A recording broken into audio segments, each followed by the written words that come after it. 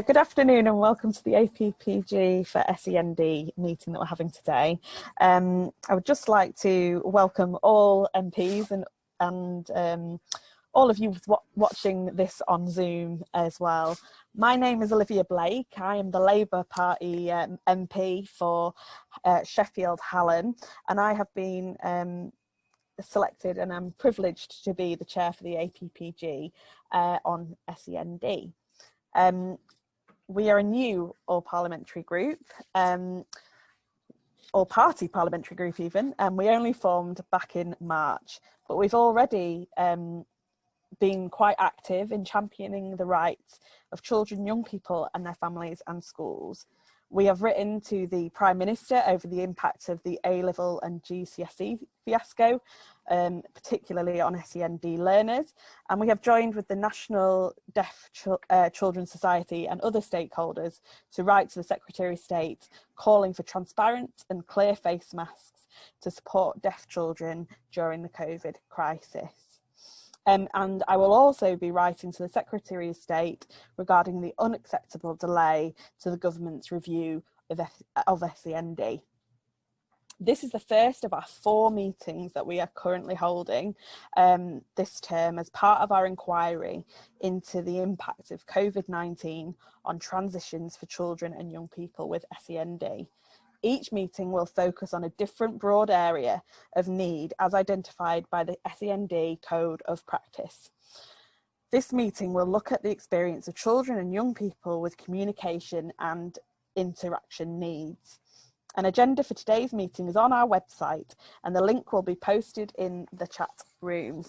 We'll be posting links throughout the meeting in the chat room, so keep an eye out for that, although you will not be able to comment yourself in that chat.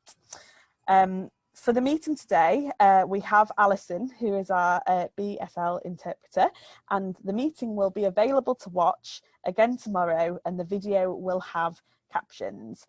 A particular thanks to our speakers today. We'll be hearing from parents, young people, educators and organisations. This is an opportunity for them to share their stories with us as MPs. Their contributions will be brief today, but there is an opportunity for all to make written submissions to our inquiry. Details are in the chat room and on the APPG website, and I'd encourage everyone to get involved. We will hear from 5 speakers today, and then MPs will have the opportunity to ask the speakers questions immediately after they have spoken. Unfortunately, attendees will not be able to ask questions due to time. Just to explain the role of the APPG, we are a group of MPs from different political parties and parts of the country who have come together because we care about young people with SEND and want to try and improve things. We are not the government nor the Department of Education, so we don't have direct power to make changes or answer your questions, but we can and we will influence those who do through our work. The aim of our inquiry is to draw together the experience and research from individuals and organisations to paint the picture of what COVID-19 has been like for young people with SEND and suggest how things can be made better. We are ambitious with our inquiry and written contributions will close on the 15th of November, so there's still time to respond.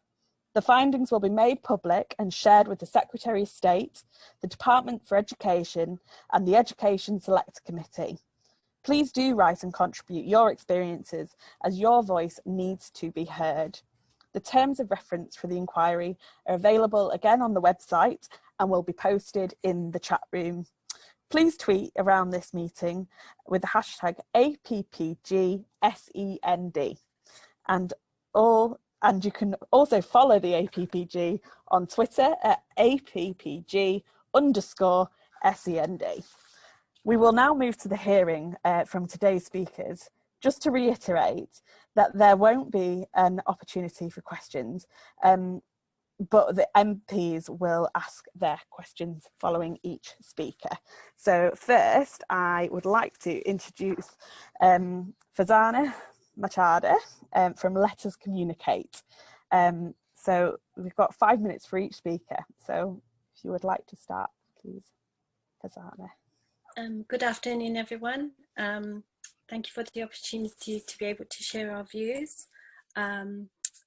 We live in Newham, which is in East London, and it's one of the poorest, most deprived boroughs of the country, which was one of the hardest hit boroughs within the UK.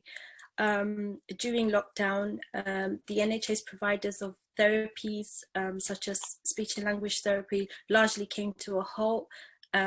This created a void in the support and transitional processes, leading to wider gaps in SEND children attainment. Also, Newham has a historical factor of being quite unique with the inclusion system, meaning that a lot of children don't have an EHCP plan and are only on high needs funding. And so there was no way of enforcing any type of requirement for these therapies during the entire period. Children and young people whose EHCPs were not drafted in time were affected by phase transfer, were lost in the system, and some of them are still waiting in transition. So a lot of them didn't move on to their secondary school placements, are still waiting for help to be put in, resources to be given to parents to allow that whole process to take place.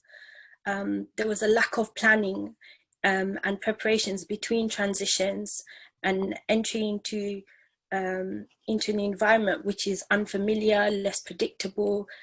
Children have to re-establish and relearn routines and expectations in school.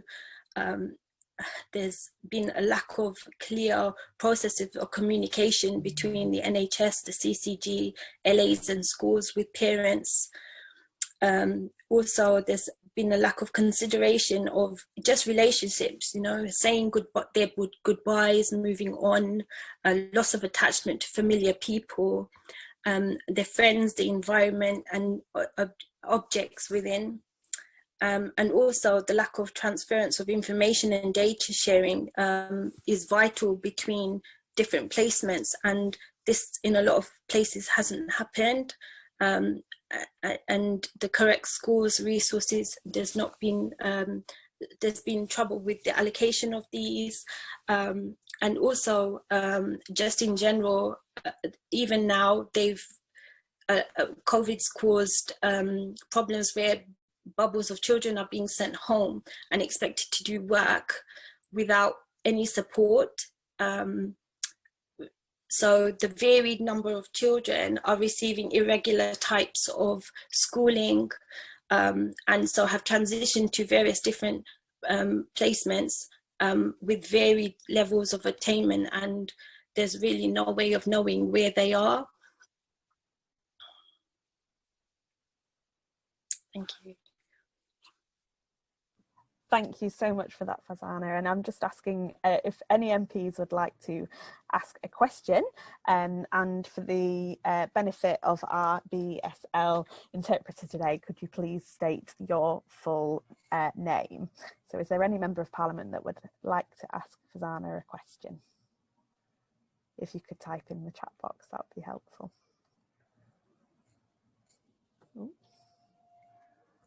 No, I don't think we have any questions, unless I've missed somebody. But I think, you know, it's really important to hear about the work that you're doing and understanding the project. I guess that one question from me would be, if you could see one kind of response to COVID-19, what would you like to see? There definitely has to be better communication between parents. We're often left in the dark, and support to parents, their own mental health. Literally, I think this will probably be the same borough countrywide. A lot of parents were just left with their children without any support whatsoever to school them, with no respite. And so support and support for mental health and well-being. Great, thank you so much. I'm just going to see if any other MPs would like to ask a question before we move on to our next speaker. Please speak now. Okay, Well, then we'll move on to our next speaker, and I'm really pleased that we are joined today by Andy Smith, who is a young person with autism from Bury. Andy runs an online community for autistic young people with over 800 members and a Facebook page about autism with over 30,000 members. He is also a member of the NHS Youth Forum. So welcome, Andy. You've got 5 minutes to speak, and then we'll take questions for you. Thank you, and thanks for having me today.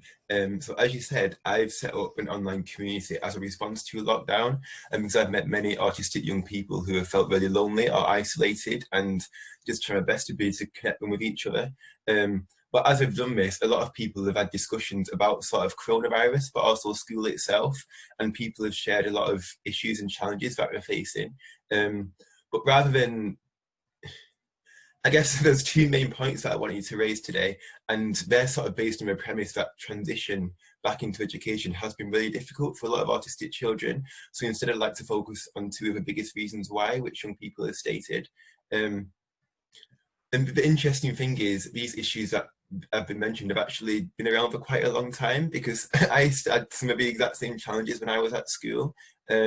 So, for example, for me personally, I got the best GCSEs in my school, so everyone thought I'd do really well in education. But while I did well academically, I really struggled with friendships. I was bullied a lot of the time. I felt really alien and out of place, but didn't really understand why.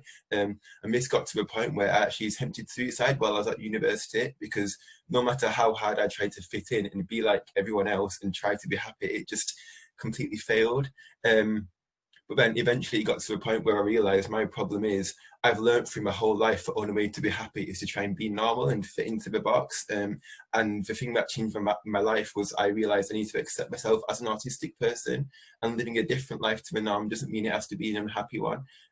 So the reason I set up the online community and group is to try and pass that message on to as many people as possible. So when I mention these next 2 points, there's one particular group of autistic people who I'm actually thinking about, and the sort of phrase I have for this is for children who are in a bit of a state of limbo. So that's young people who are able to follow a mainstream curriculum and can do well academically, but their needs aren't being met properly in mainstream schools. So either they're struggling quite a lot or they're out of education. Yes, that makes sense. Yeah. So the first point I was going to touch on is the issue of masking. If you're in the world of autism, you may have heard this before, but it's where there's a young person who seems okay in school and seems like everything's going well, but as soon as they get home, they have lots of really challenging and distressed and upset behaviours. And I've heard so many times from young people and from families where, well, the reason why this happens is because home is a safe space and people hold all of your emotions in. It's a bit like having a Coca-Cola bottle and it's being shaken throughout the school day as things happen which upset them. The second you get home, the lid comes off and it explodes. And the issue is there are lots of unmet needs in the school setting, or people don't feel accepted or like they belong there. But the problem is, the most common thing that happens is people blame parents and say, actually, it's because of bad parenting and it's parents that need to change. And I meet many, many people who are in this mindset. And while schools or professionals are in this mindset, then they're looking at the complete wrong issues. And that's why a lot of young people struggle with mental health difficulties or school refusal, because the right problems aren't actually being targeted, if that makes sense. So that was one of the biggest things that's come out from young people I've spoken to. The second thing is a bit more related to the autism diagnostic process itself, because with this group of limbo children, which is the phrase that you've sort of come up with, the way you get onto the autism diagnostic process is you are having significant difficulties in school or a setting or the environment which you're in. So what tends to happen is when you're going through your autism assessment, you don't just present with autism-related difficulties. There's also young people who struggle to leave the house because they're incredibly anxious, or they feel really depressed, or they have symptoms of trauma. So when these young people get their diagnosis of autism, they still have all of these other feelings of anxiety and depression and so many negative things that we have to go through. And because this happens, and sorry, someone's ringing the doorbell. And then the other thing which people report after this point is their diagnosis isn't really explained too well to them. So you learn that you have all these anxious and depressed feelings that have a really, really negative impact on your life. And because it's not explained properly, you see it all as part of autism. And then autism becomes this thing that you're really ashamed of or hate. And you don't want to tell anyone you're autistic, and you're really ashamed of it. And that has a really detrimental impact on your well-being because of the way that it's diagnosed.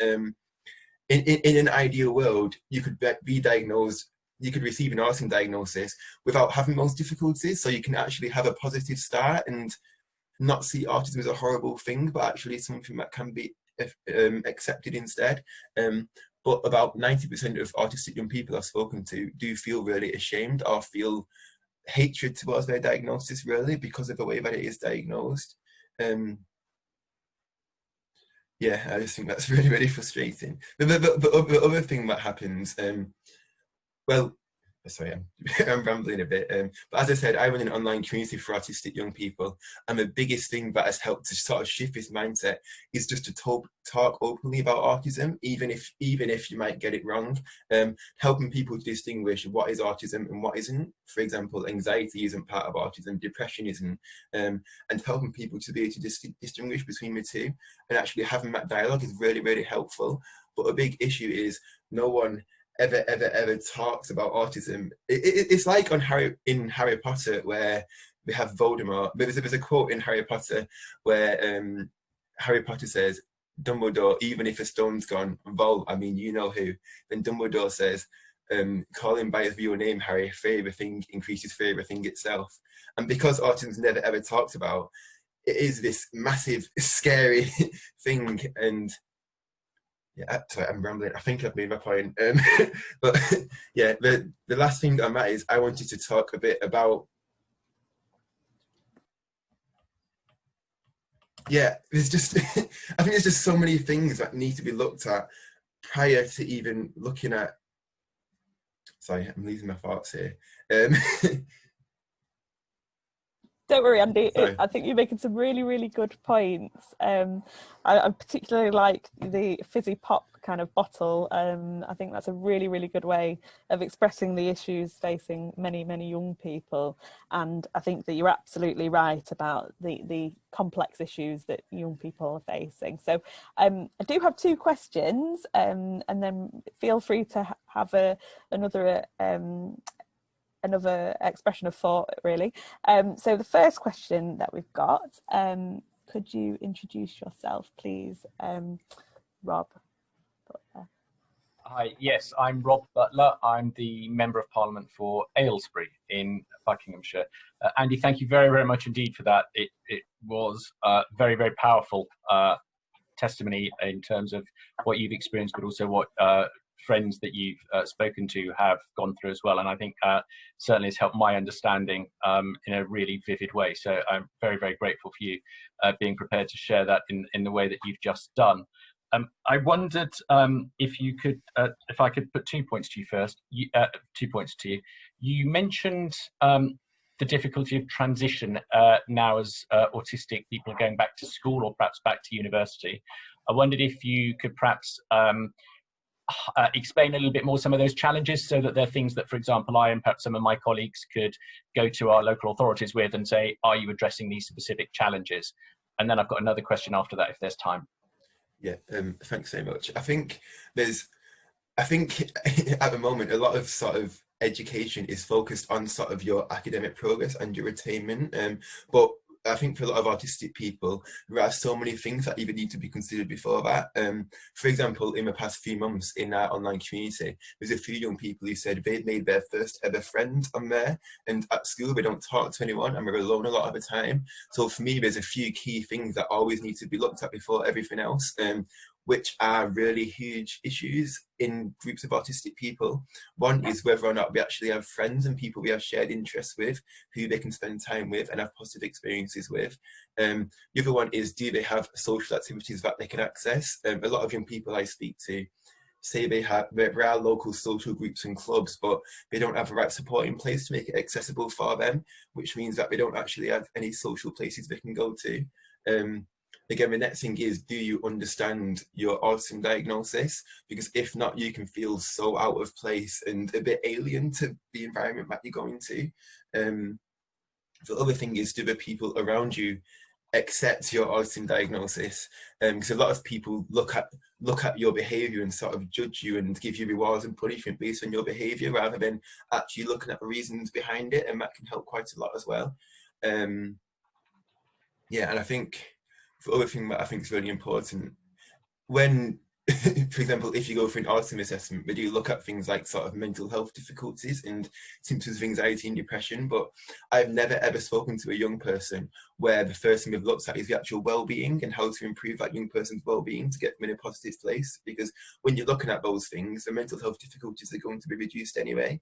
I think once you start to look at all of those things, for example, having a strong friendship group, having a social group where you feel you belong and accepted, all of those things will help you to be able to go into school. Even if school still isn't the best environment for you, having all of that support around you can help quite a lot with that, if that makes sense. It makes complete sense, and it's really helpful. And actually, you've answered my second question in there as well. So I will hand over to somebody else for a question. But Andy, thank you very much. I really appreciate that. Thank you. Next question we've got from Sally Ann Hart. Would you like to introduce yourself, Sally?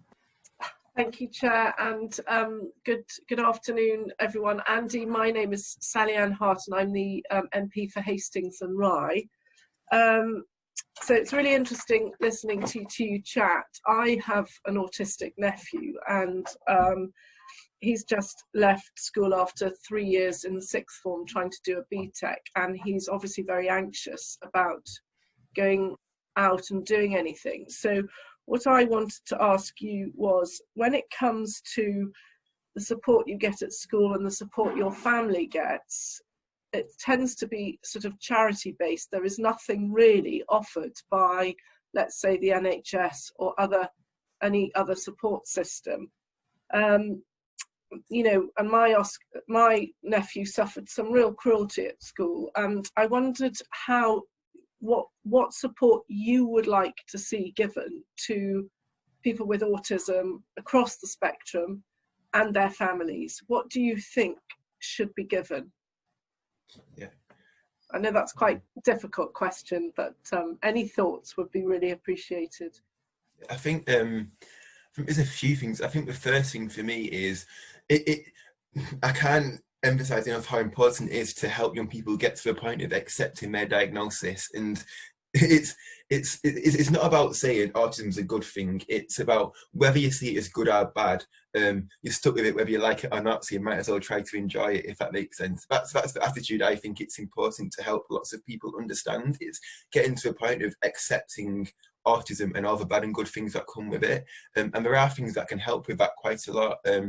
A lot of young people I've spoken to, the biggest thing that has helped is just having other people around them who are openly autistic and willing to talk about their difficulties. I think the successful thing about Spectrum Gaming is it's a community for young people, but all the people who moderate it are all autistic and we're all adults as well. So young people can ask about their experiences and their difficulties, and there's adults there to sort of share their perspective, and just being there and talking about it with others can really help with that feeling of acceptance.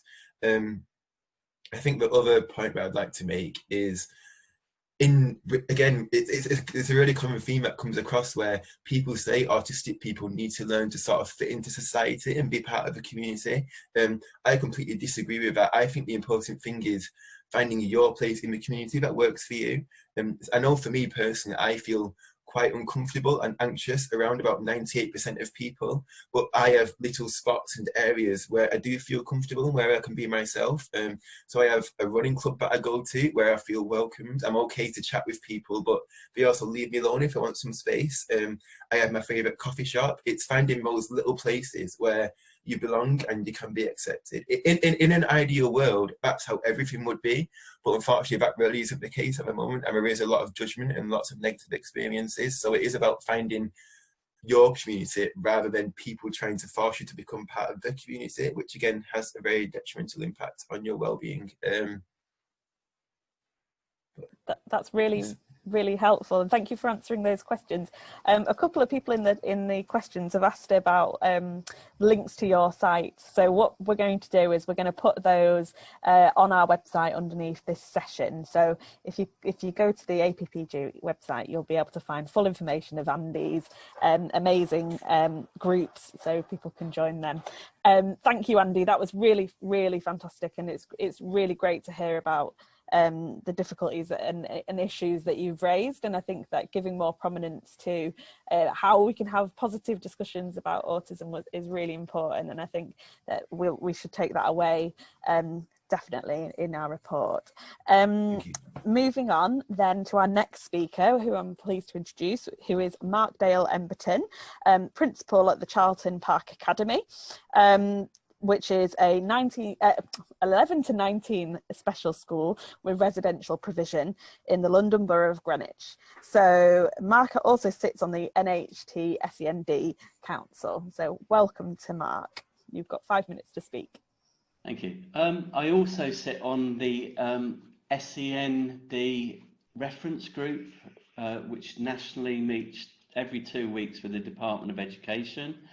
And it's a very useful way of us having good dialogue with the Department of Education, public health, and other professionals in terms of how to make effective transition back into school for many of our isolated young people.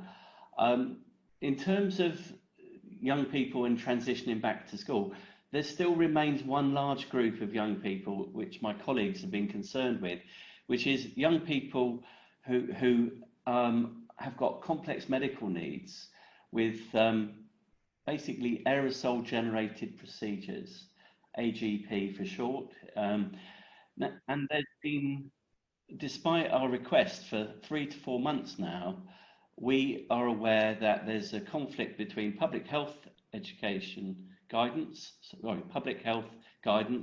as well as then Department of Health guidance and Department of Education, where it's not always clear for these approximately 1,000 young people, many with complex physical difficulties, to be able to return simply back into all schools in the country. There's a real conflict here, which I do understand is being looked at, but there are an isolated young people group, many of whom have got augmentative communication difficulties as well. So these families are in dire need of support from their clinical commissioning groups, their schools, and their health providers, in order to make sure that their needs are met. So I've got friends and colleagues with these children, 26 weeks they've had without any support, and it's terrible. Now, we want to reach out to them as well as a potentially unfinished bit of business in terms of transitioning back into school. A lot of the local authorities over the cuts in the last 5 years or so have had to disband their physical disability experts, and therefore where it's been successful, they've normally had a chief medical officer working with the local providers who are being able to look at the risk planning in terms of the young people who've got, let's imagine they've got tracheostomies, they've got oxygen, etc. And there is a potential risk with them coming back into school for them, and therefore all the staff have to have mask tests fit in, they have to have the proper PPE, the protection, and that we've got to protect the other children and conduct a lot of risk assessments which are not clear and not transparent for providers. So I just wanted to put a plea out there to the parliamentarians around the room here to say this is unfinished business for transitioning. I mean, COVID has thrown up a lot of things for us as professionals, providers, and what we've been doing is trying to provide, I run an outreach service across London, 220 schools benefit, about 450 children now, where we are handing out devices with specialised software in order so that those young people with augmentative communication or needs are getting equipment. Now, we've increased something like 30% more children compared with March now need that service.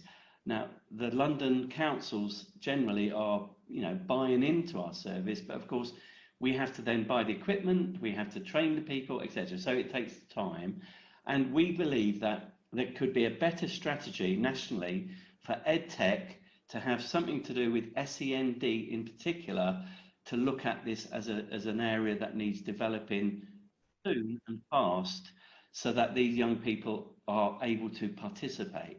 Now, I've got 2 young sons, both teenagers, and Andy is offering a great service there. I've got, young friends, my children in the school as well, love gaming, and we're going to be in touch with Andy after this, because it sounds a great activity, way of actually being part of a community.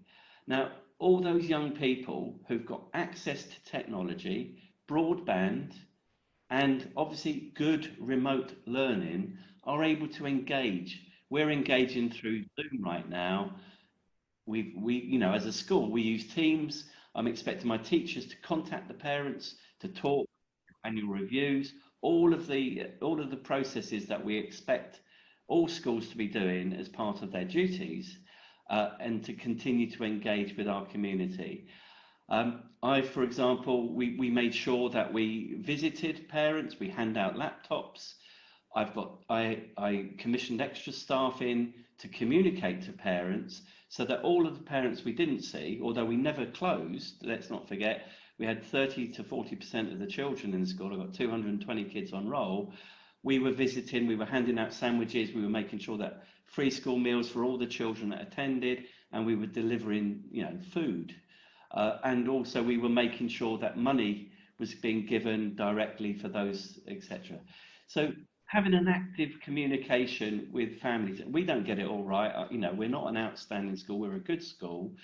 But, we had to put all of our energies into making sure that we engage as much as possible. But I think the emergency as such is over. Now we have to plan for implementation to make sure that we can improve the services remotely for all young people. And would be a good way of centralising this, so that all young people have certain transitional facts. We managed to arrange open days successfully for our new children coming in, because I couldn't risk COVID mixing. We're a COVID secure school. We invited families in on a Saturday, and to be honest, it was so good because we could actually focus our time on the families. Everyone was masked up, showing them the venue, so that the new children coming in as year 6 were transitioning into my secondary school with at least some understanding about where they were going. We arranged special visits for autistic young people, where they were going to do, where they were going to hang their coat, all of these really important things to make people feel settled and calm, just like any normal primary secondary transfer.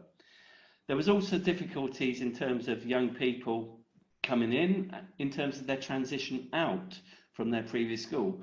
So we, working with our local authority and our feeder school, we arranged that for 2 weeks of this term, they would go back to their existing school, finish off their year, do their goodbyes, and have their rite of passage respected, and then to transfer to us. And that was approved by the Department of Education, the local education authority, but it was mindful, it was really respecting how important transitions are, and also to secure any healthcare planning, training of staff.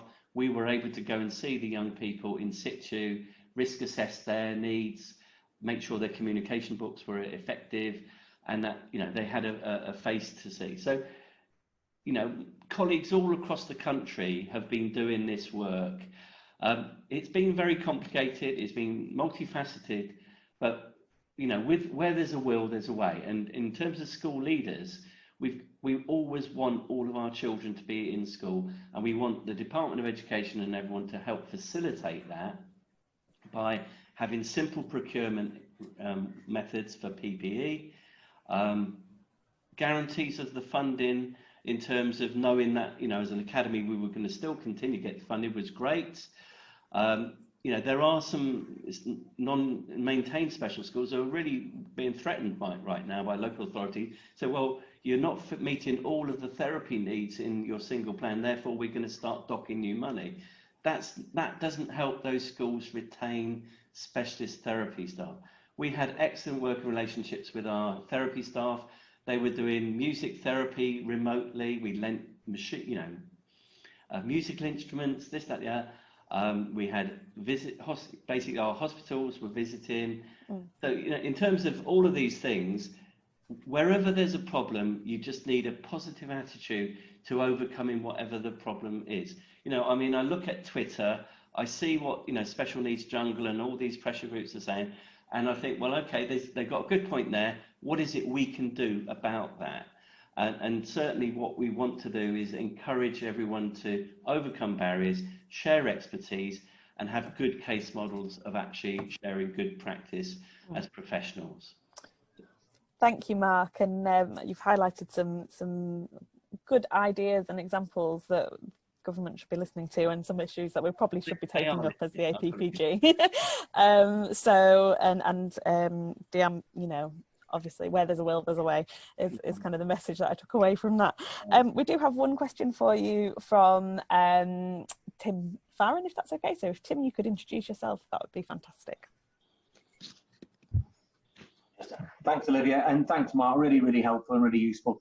I guess all of that made me think, obviously, over the last 6 months, particularly the period where children have been at home, the gap between those kids with access to both kit and software at home and those who don't feels to have got widened, and especially for young people with special educational needs, but actually for all young people as well.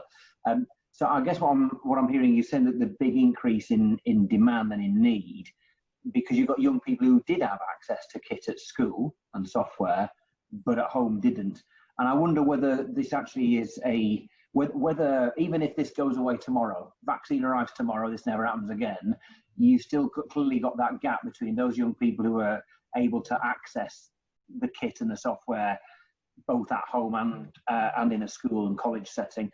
I wonder whether this would be a job, whether the government really ought to be doing to the Department of Education an audit of what access young people have to this equipment at home, and if that was a good thing, you know, how we then go about making sure that we met the needs of those who currently are without.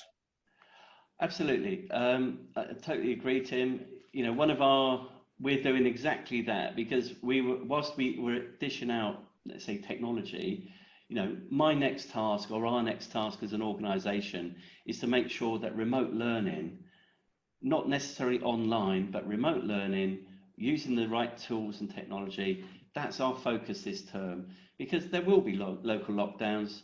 There will be young people that have to potentially repeatedly this year spend more than 14 days. Let's imagine they go, oh, potential case, not a case. They're at home for let's say 4 or 5 days. It happens again, it happens again. That will happen, and there's a large number of young people around the country who are going to experience multiple fragmentation of their learning unless they've got the kit. Now, you know, we're talking about, we were handing out food parcels this summer, and you know, from March onwards. Now, we wanted to be able to be in a total position. Yes, we were handing out kit. I've just purchased 300 devices of, you know, I went to London Grid for Learning. They had a very good offer. We put in an order. We're having to wait 4 months for it to happen. So, but I've then got to have a technical team to implement that. Now, it doesn't take a rocket scientist to know how many children are on pupil premium in this country. If they are on pupil premium, how much resources have those families actually got to purchase additional things if they are queuing up in, you know, basically for food? Now, unfortunately, often large families living in dense urban areas, they've got to make choices about food or technology, and I'm afraid food's going to win. You know, clothing. So we take it as a given. I mean, I'm lucky enough, I've got the money to, my children were online doing 4 or 5 hours a day, practicing, for their GCSEs next year, etc. They've been set really good work by their secondary schools, and I was a happy father knowing that they're still learning. Now, the other, 55% of my children in the school are all on pupil premium. Now, if there was a special pupil premium grant of a broadband technology plus a device which was appropriate for the school and setting, it shouldn't just be dished out to money to the local authorities, directly to schools accountable for what they hand out to their children and their learning platform that's appropriate for them. Now we're spending trillions of pounds on potentially money for providers to provide testing, but we're not necessarily looking at the young people with basically deprivation here across the country. And I think there's opportunities that, with a little bit of forethought, thinking, will be really good, simple decisions for them to do. But the procurement will take 3 to 4 months because everyone's competing. America will try and outbid everyone, of course. Now, and we've got all the political dimensions that go with it. So I'll get off my little soapbox, but certainly what I want to see is that young people with AAC in particular, those children who aren't able to speak or communicate without the tools, nationally, all of the single plans could audit that. The government, all the local authorities could get that information to to the government and say, this is the fee. You need people like CENMAC and ACE Centre North to deliver, to make sure that the software's there, and the training and the staff expertise increases as well. Therefore, you've got the basic fundamentals of communication where young people can be included. They can play games with Andy and his team, and they are then, they're back to being accessible. And I do think it's really important that technology is delivered to all young people. We're a service economy. Sorry, Mark, thanks for that answer. I think you've been quite thorough. We've just got one very quick question and a quick response if possible, because we do have other speakers.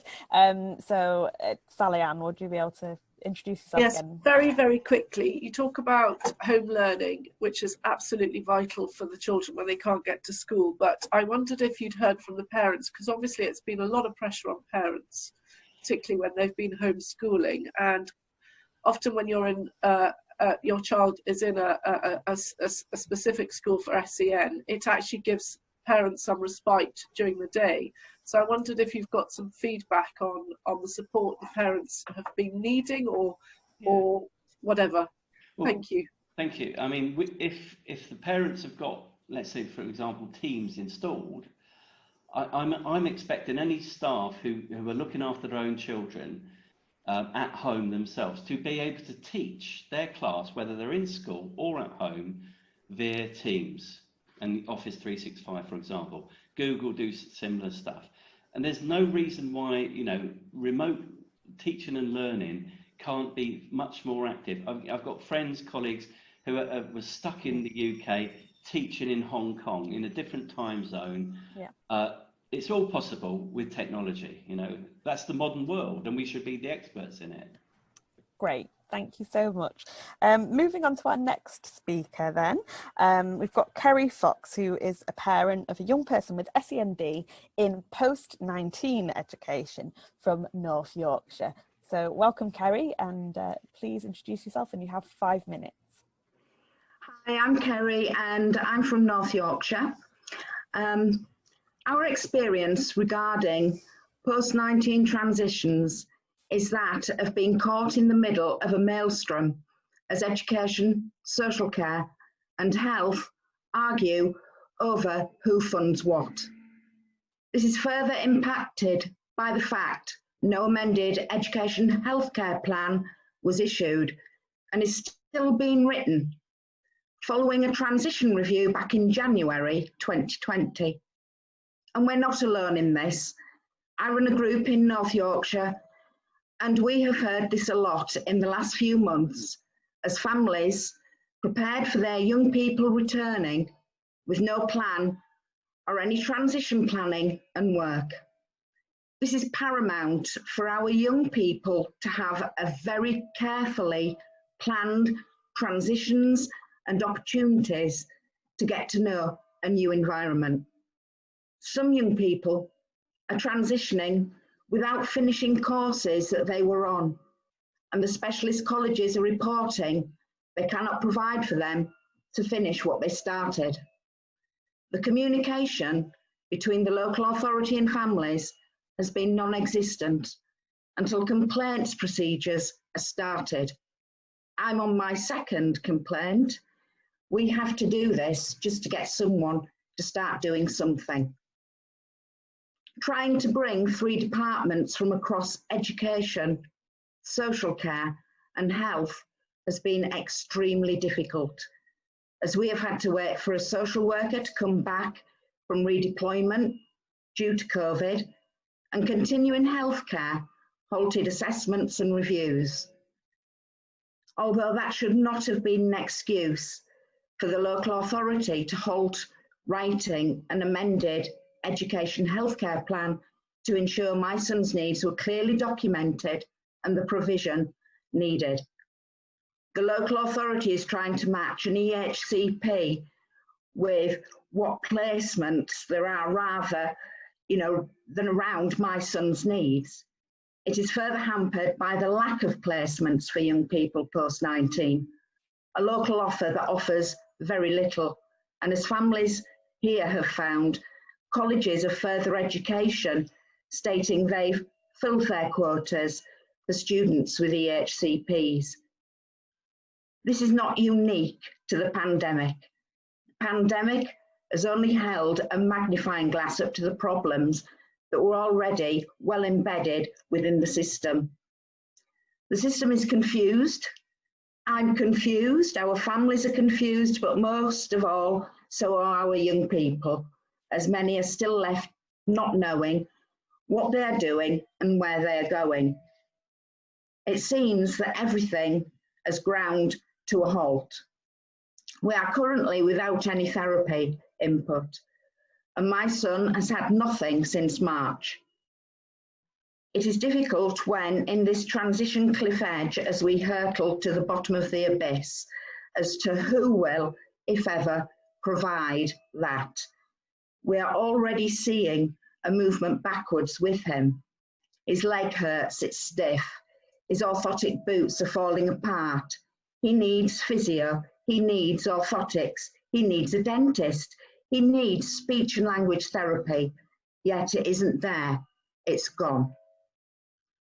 He is not prepared to transition. He hasn't the tools he needs to transition.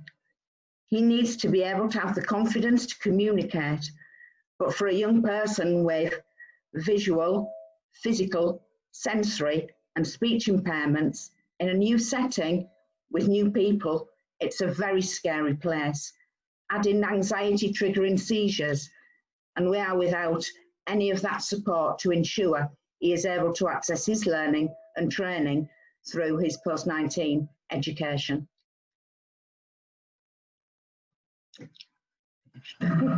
Well, thank you, Kerry, for sharing your personal story and also the issues that have been raised by other parents in your area.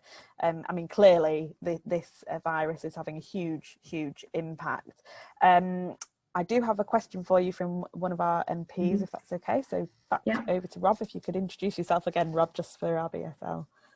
Kerry, hello, thank you. This is Rob Butler, the MP for Aylesbury. I hear your frustration and thank you for sharing your perspective.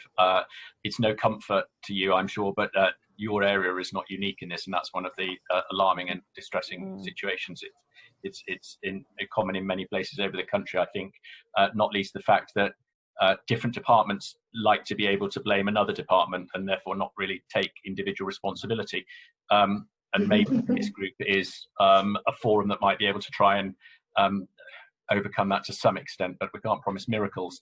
But for MPs, one thing we can do is ask ministers questions directly. If I were able to ask a question on your behalf of the Education Secretary, and it has to be kind of quite short and sweet, obviously, what would that question be? I think it would be, where is the joint funding? Why are we having arguments, you know, between 3 different departments? I was under the impression that there were joint funding panels set up so that, you know, to stop these arguments, who paid for this, who paid for that, that social care, education and health, you know, when you've got an education healthcare plan, that should be, you know, discussing that at a panel and agreeing that without myself and my son being caught in the middle of, you know, arguing. Fantastic. I can turn that into a question, and I suspect whichever one of us is called first will be putting something in a similar vein, although perhaps with slightly different tone depending which side of the house we're on. But thank you very, very much indeed for that. That's much appreciated. Thank you. Oh, thank you so much, Kerry. And we're now going to move on to our final speaker, who is Emma Mander, Director and Strategic Lead for Family Schools and Services Integration at Great Minds Together. Again, you've got 5 minutes and then we'll have quick questions from MPs and then, yes, so off you go. Thank you, Olivia. My name is Emma Mander and I am the co-founder of Great Minds Together, along with Meg Walls.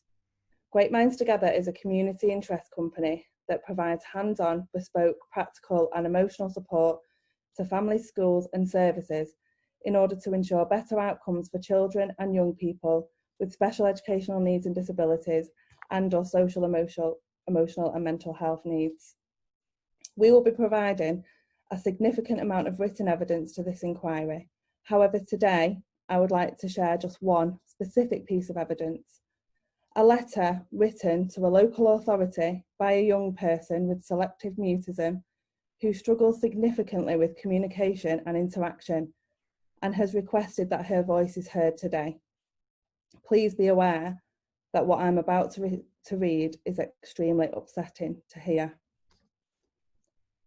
To anyone reading this, I wanted to write how I'm feeling because apparently you didn't believe my mum when she told you.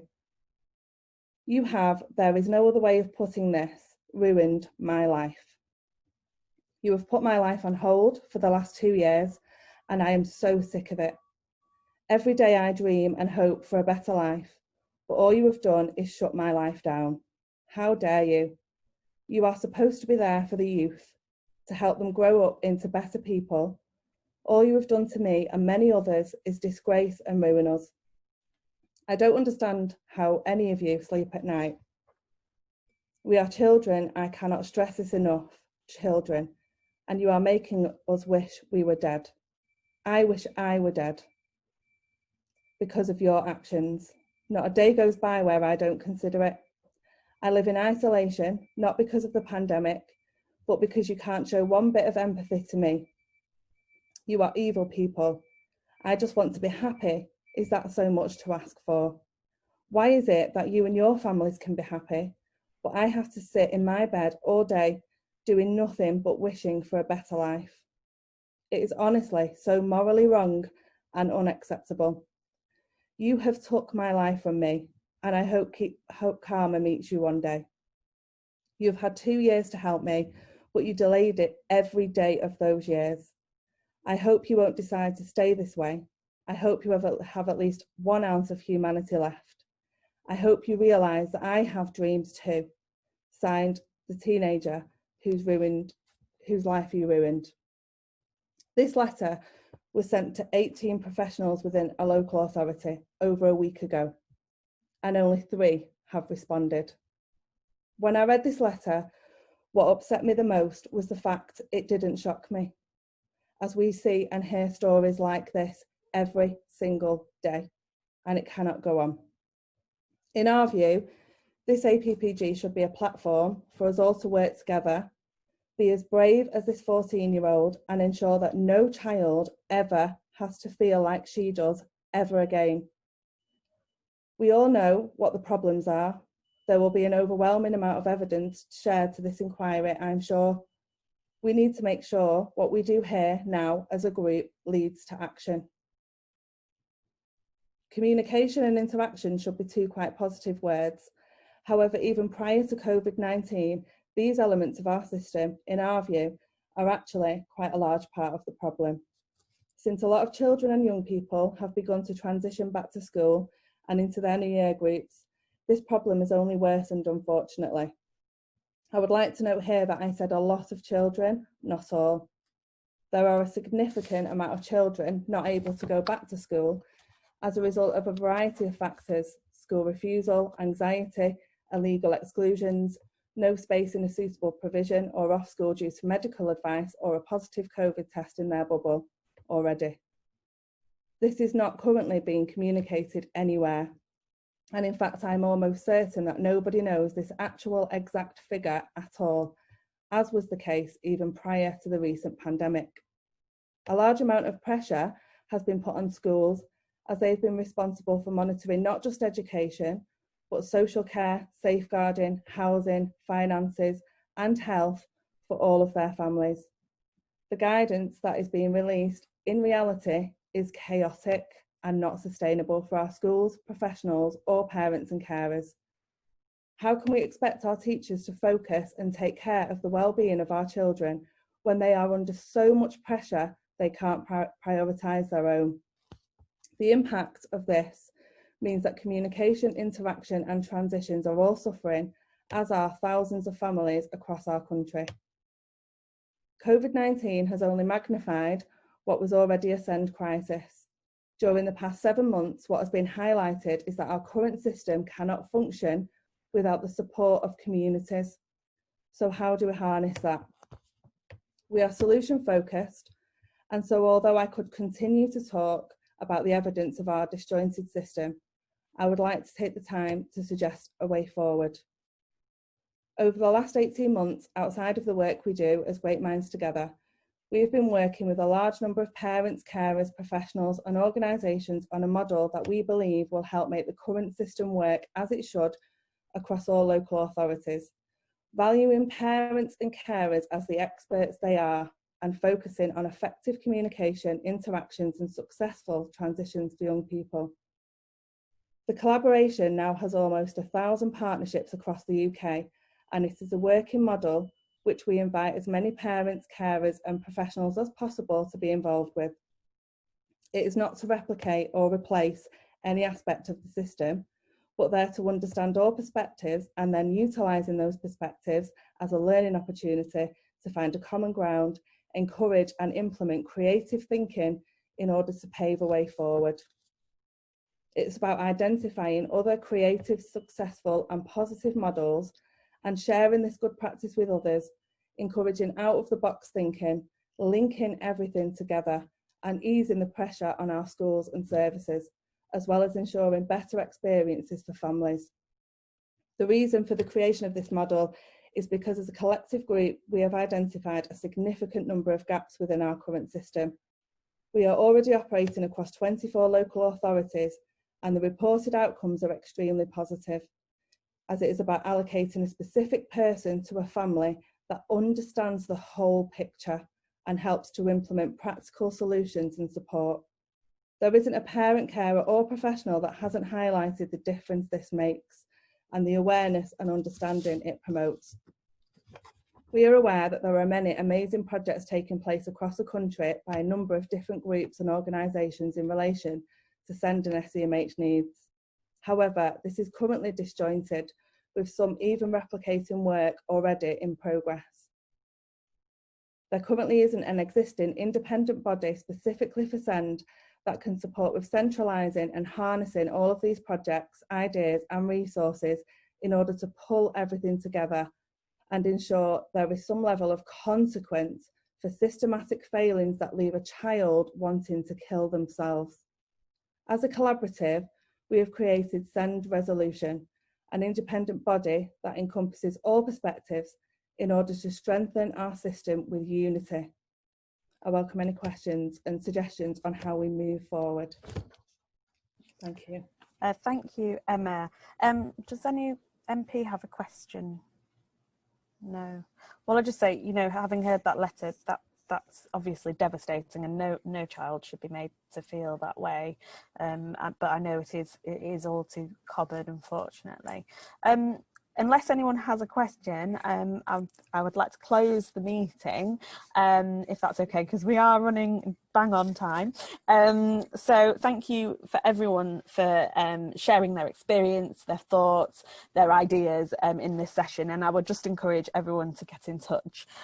Just a reminder to everyone watching that you can contact your local MP with any individual difficulties that you may be experiencing with your local SEND system. As an APPG, we unfortunately can't take up individual casework.